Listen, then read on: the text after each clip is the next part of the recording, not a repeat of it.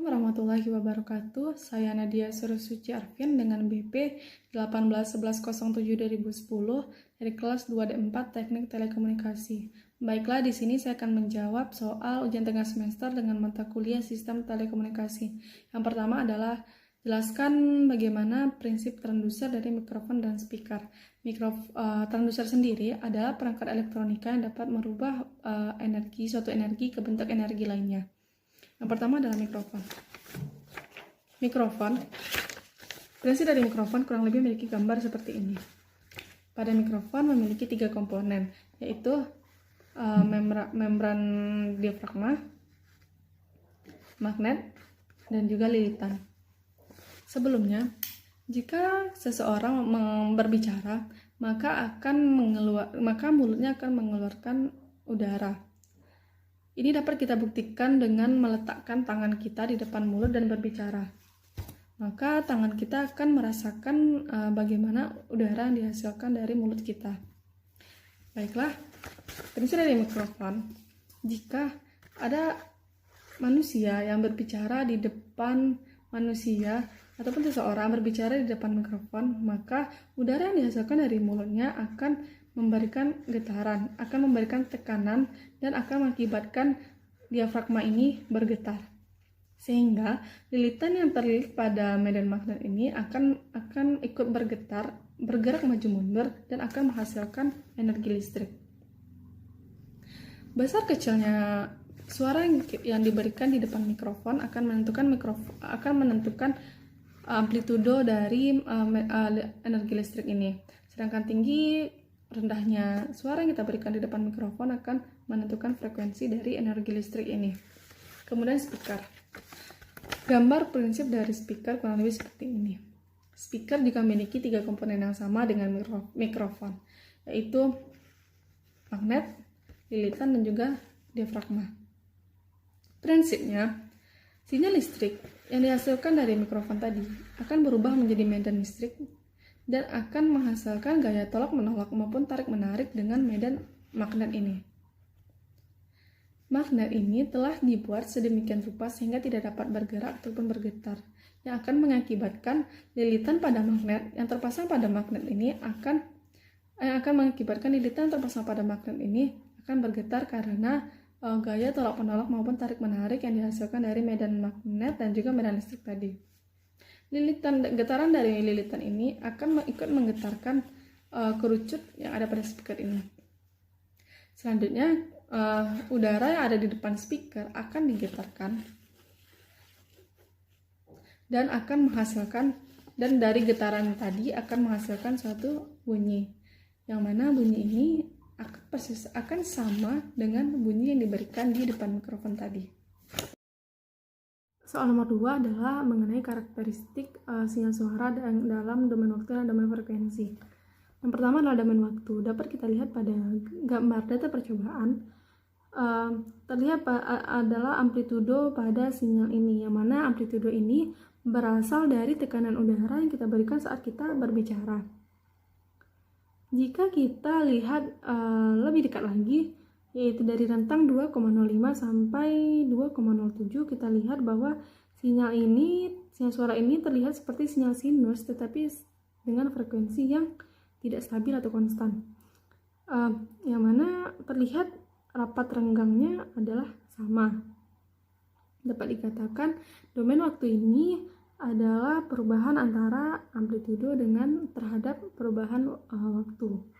Sementara itu pada domain frekuensi terlihat rentang frekuensi pada sinyal ini adalah 0 sampai 3000 atau kurang dari 5000, yang mana domain frekuensi ini terlihat seperti spektrum atau garis-garis lurus, dan dapat dikatakan bahwa domain frekuensi ini merupakan perubahan antara amplitudo terhadap perubahan frekuensi.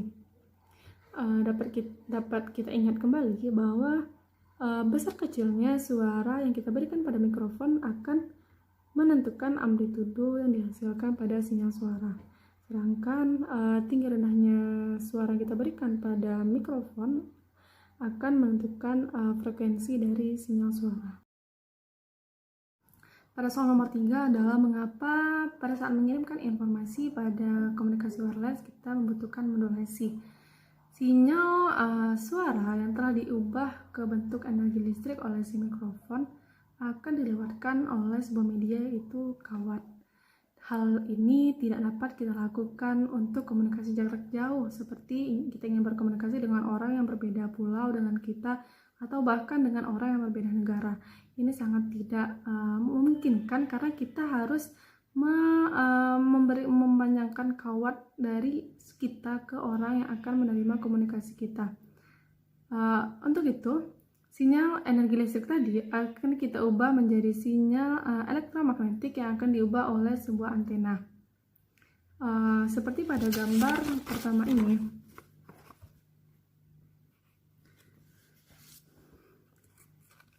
Pada sinyal suara yang telah dijadikan sinyal energi listrik oleh si mikrofon akan disalurkan ke antena untuk diubah menjadi energi elektromagnetik. Antara antena dengan mikrofon akan dihubungkan dengan medium kawat. Setelah antena menjadikan sinyal elektromagnetik, maka akan dipancarkan melalui udara sampai ke antena penerima, dan antena penerima akan meneruskannya ke speaker, yang mana speaker dengan antena penerima dihubungkan dengan medium kawat. Perlu kita ketahui untuk panjang minimal dari sebuah antena adalah setengah dari panjang gelombangnya, yang mana frekuensi suara pada manusia itu berkisar antara 300 sampai 3400 Hz. Jika kita menggunakan frekuensi 300, maka kita akan mendapatkan panjang gelombang, yaitu dengan rumus lambda sama dengan C per F, yaitu C sama dengan 3 kali 10 pangkat 8, maka 3 kali 10 pangkat 8 dibagi dengan 3 kali 10 pangkat 2 adalah 1000 km atau 1 kali 10 pangkat 6. Dan dapat kita dapatkan nilai dari panjang antena adalah setengah dari 1000 km atau 500.000 km. Ini sangat tidak memungkinkan untuk saat sekarang ini kita lakukan. Maka dari itu dibutuhkan frekuensi dengan sinyal dengan frekuensi yang lebih tinggi, karena pada rumus lambda sama dengan C per F. F adalah nilainya berkebalikan dengan ukuran dari si antena. Maka jika nilai F kita kecil, maka antena akan panjang, dan sebaliknya jika nilai frekuensi pada sinyal adalah tinggi atau besar, maka panjang antena juga akan mengecil atau semakin pendek. Dengan itu kita harus menumpangkan sinyal informasi dengan sebuah sinyal yang berfrekuensi tinggi. Hal ini dapat kita lakukan dengan memperbesar sinyal dari pembawa atau carrier dengan cara memodulasi sinyal informasi dengan merubah-rubah amplitudo dari sinyal carrier sesuai dengan amplitudo sesaat dari sinyal informasi. Terlihat pada gambaran kedua merupakan rangkaian dari modulator dan demodulator. Pada modulator mempunyai dua buah input, yaitu sinyal informasi dari mikrofon yang sudah diubah menjadi bentuk energi listrik, dan sinyal pembawa yang dihasilkan dari osilator. Pada modulator, kedua sinyal ini akan dimodulasi menjadi modulasi AM dan akan diteruskan ke antena, yang mana modulator dengan antena dihubungkan menggunakan medium kawat. Selanjutnya, antena akan mengubah energi tadi menjadi sinyal elektromagnetik. Dan sinyal elektromagnetik tadi yang telah dihasilkan akan dipancarkan melalui udara sampai ke antena penerima. Dan antena penerima ini akan mengubah bentuk sinyal energi elektromagnetik tadi menjadi energi listrik kembali. Kemudian sinyal ini akan disalurkan kepada demodulator untuk dikembalikan kepada bentuk awalnya seperti sinyal informasi. Pertanyaan nomor 4 adalah apakah pengertian dari modulasi dan modulasi AM? Terlihat pada data percobaan bahwa sinyal yang di atas ini adalah sinyal informasi yang memiliki amplitudo yang lebih kecil. Sedangkan sinyal yang ini adalah sinyal carrier yang memiliki amplitudo yang besar. Dan ini merupakan hasil dari modulasi sinyal. Maka sinyal carrier ini akan diubah sesuai dengan bentuk lekukan dari sinyal informasi. Seperti dapat dilihat pada sinyal termodulasi ini, bahwa sinyal carrier ini akan berubah sesuai dengan bentuk dari sinyal informasi. Maka dapat kita simpulkan bahwa modulasi itu adalah merubah sinyal yang menjadi merubah suatu sinyal menjadi suatu sinyal yang dapat membawa sinyal informasi. Ataupun modulasi AM adalah merubah amplitudo dari si carrier menjadi sesuai dengan amplitudo sesaat dari sinyal informasi, seperti pada gambar ini. Baiklah, berikutnya soal nomor 5, yaitu mengenai persamaan dari modulasi sinyal AM atau sinyal AM termodulasi. Sinyal AM termodulasi itu dihasilkan dari dua buah sinyal atau gabungan dari dua buah sinyal. Yaitu yang pertama adalah sinyal informasi atau XMT.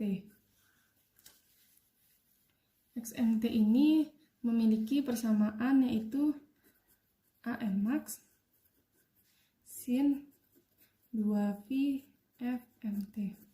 Sedang yang kedua adalah carrier atau XCT, memiliki persamaan adalah AC max sin 2V FCT.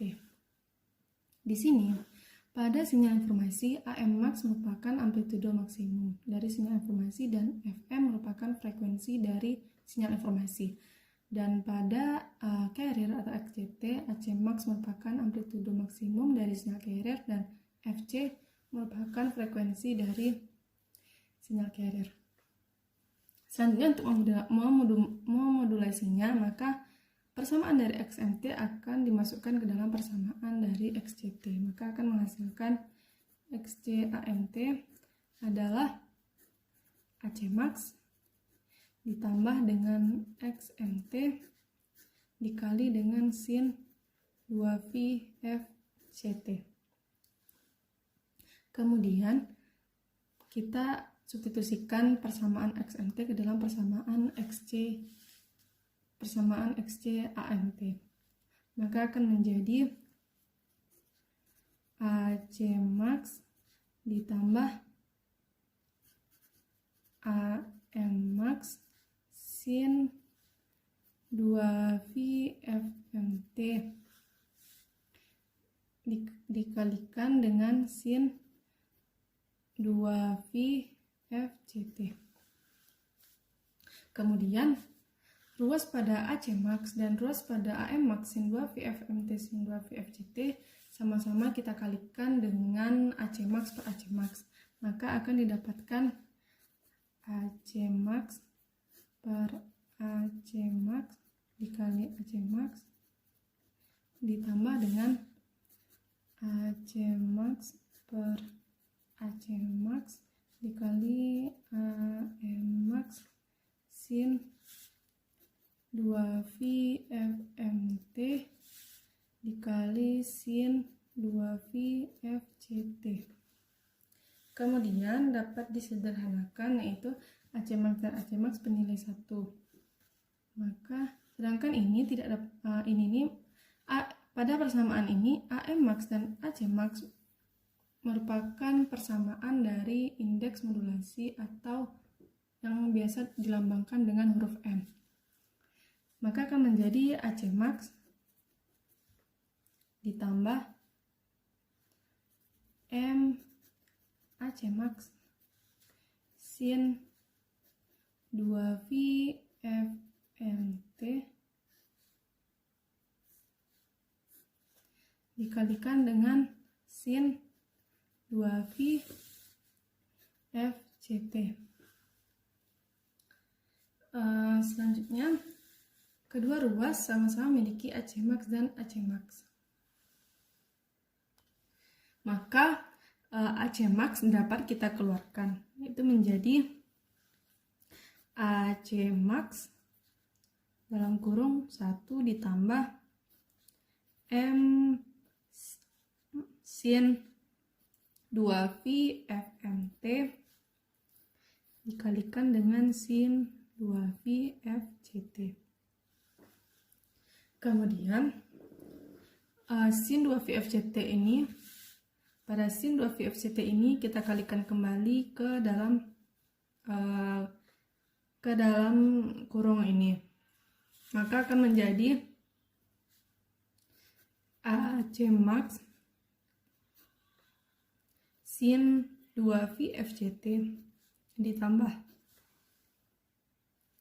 ditambah dengan M sin 2V FMT dikali sin 2V FCT. Pada persamaan ini dapat kita lihat memiliki dua buah sudut, yaitu 2V FMT dan 2V FCT. Ini dapat kita simpulkan, misalnya ini adalah sudut B dan ini adalah sudut A. Maka ingat pada persamaan trigonometri adalah sin A jika kita kalikan dengan sin B, maka akan menghasilkan 1/2 cos A kurang B dikurang dengan 1/2 cos A ditambah B. Maka persamaan ini dapat disederhanakan dengan AC max sin 2V FCT ditambah, berarti ini akan dapat menjadi M/2 cos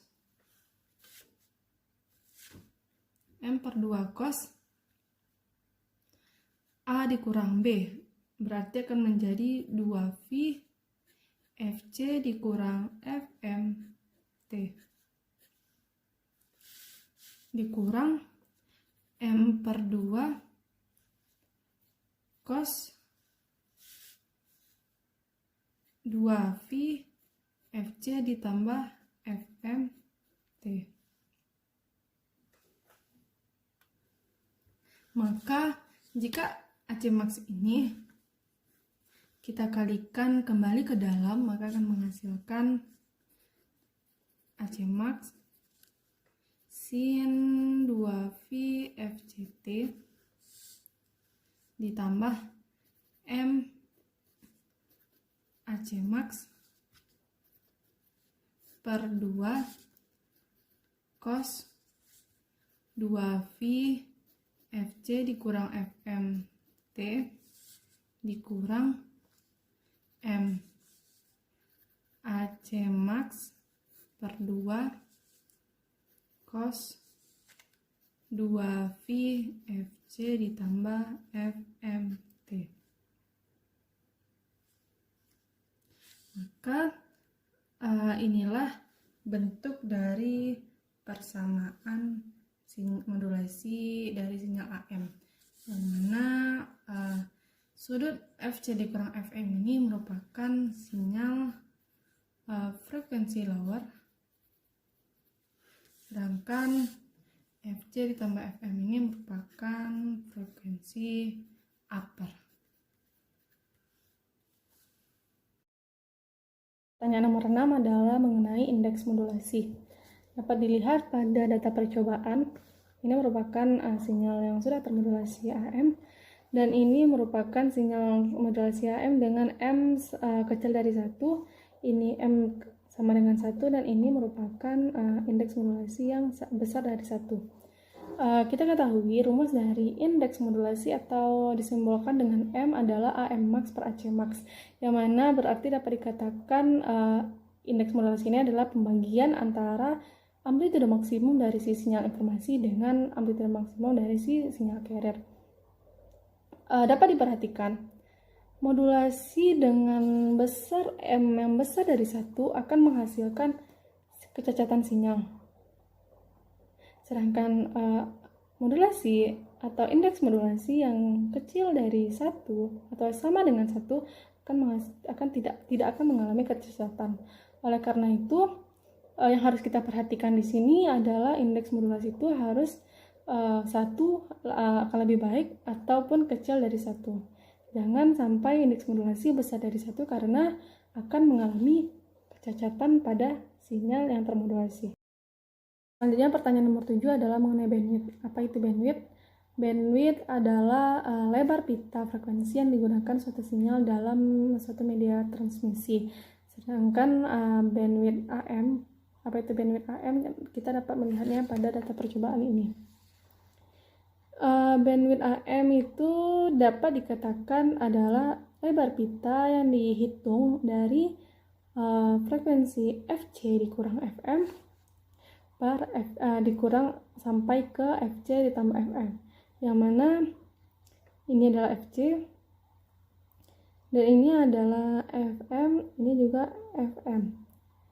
FC dikurang FM dan sampai FC ditambah FM, berarti lebar pitanya atau bandwidthnya adalah dihitung dari FC dikurang FM yang di sini sampai ke FM yang di sini. Dapat dikatakan bandwidth itu adalah 2 kali FM-nya, karena di sini FM, di sini FM, maka untuk mendapatkan lebar ini adalah 2 kali FM-nya, atau dari FC kurang FM sampai ke FC tambah FM. Selanjutnya adalah demodulator AM.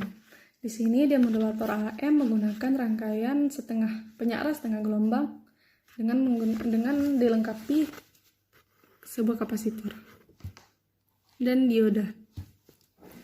Pada saat sinyal informasi yang kita inputkan bernilai positif, maka dioda akan tertutup dan kapasitor akan mengisi muatannya.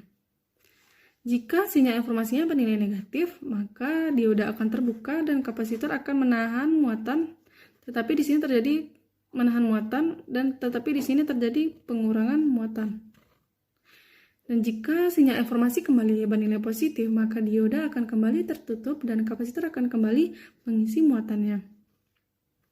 Pada saat sinyal informasi kembali negatif, maka dioda akan terbuka dan kapasitor akan menahan muatannya, tetapi terjadi sedikit pengurangan muatan. Begitu seterusnya.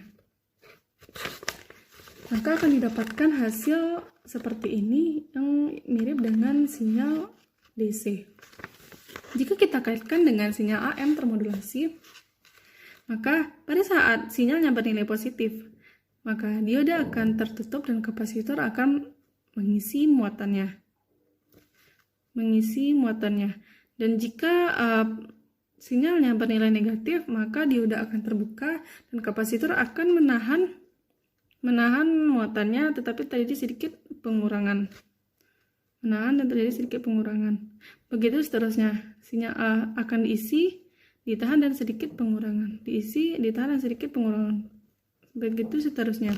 Maka output dari ini adalah menyerupai sinyal informasi, yang mana dapat kita simpulkan bahwa pada demodulator AM akan menghasilkan kembali sinyal berbentuk seperti sinyal informasi.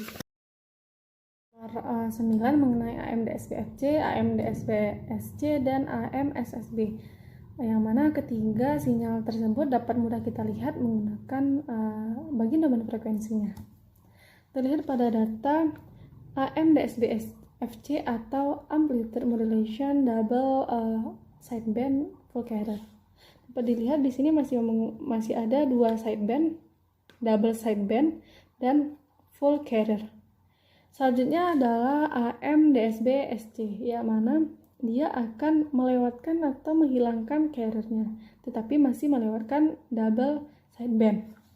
Nah, di sini masih memiliki 2 sideband, yaitu lower dan upper, sedangkan carriernya di suppress atau dihilangkan.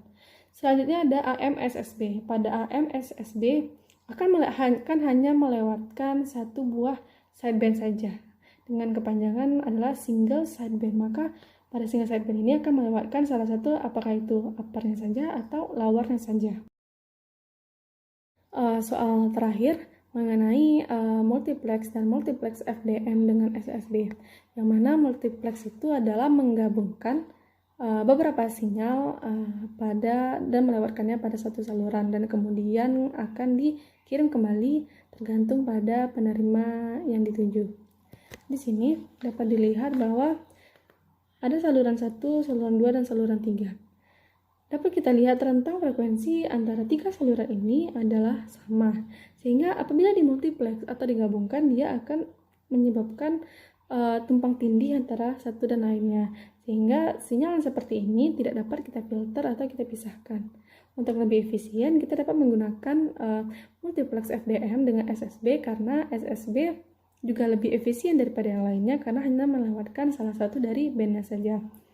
Di sini dapat dilihat bahwa sebuah sinyal yang sudah termodulasi memiliki 2 sideband. Ini adalah hasil dari AM/SBSC, dan ini memiliki 2 sideband. Pada multiplex FDM dengan SSB ini hanya melewatkan salah satu dari bandnya saja. Maka di sini akan dilewatkan salah satu dari bandnya saja yang berwarna hijau atau yang sinyal upper. Dan dapat dilihat jika kita gabungkan atau kita multiplex, maka sinyal ini tidak akan saling bertumpang tindih, atau kita akan dapat lebih mudah mengirimkan sinyal ini sesuai dengan tujuannya. Sekian jawaban UTS Nadia, Pak. Apabila ada kekurangan mohon dimaafkan. Wabillahi taufiq wal hidayah. Wassalamualaikum warahmatullahi wabarakatuh.